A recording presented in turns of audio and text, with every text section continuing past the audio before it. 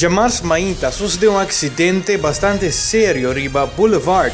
Para ser exacto, delante de cruzada de Decenas.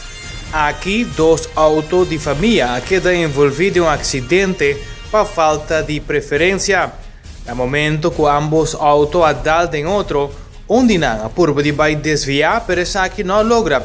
Y esa aquí va a dar un peatón que estaba caminando en el área aquí.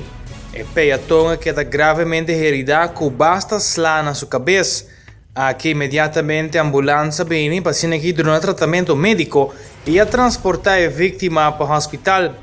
Inmediatamente el grupo policial y cuerpo de tráfico ha decidido se camina para ser aquí por investigar y mira qué exactamente ha pasado.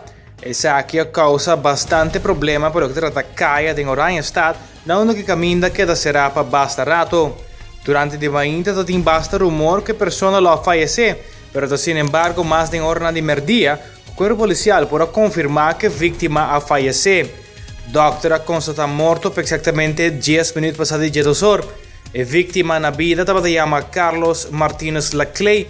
Ela nasce dia 5 de novembro na 1952 e estava de vivir na Yukuri Shen 2. No encontram aqui ainda, especialistas de tráfico está investigando para sacar foi o motivo exato do acidente fatal. De parte do Corpo Policial, 24horas.com, ITV, Canal 49 e News Flash, te manda a palavra de condolência e força na família.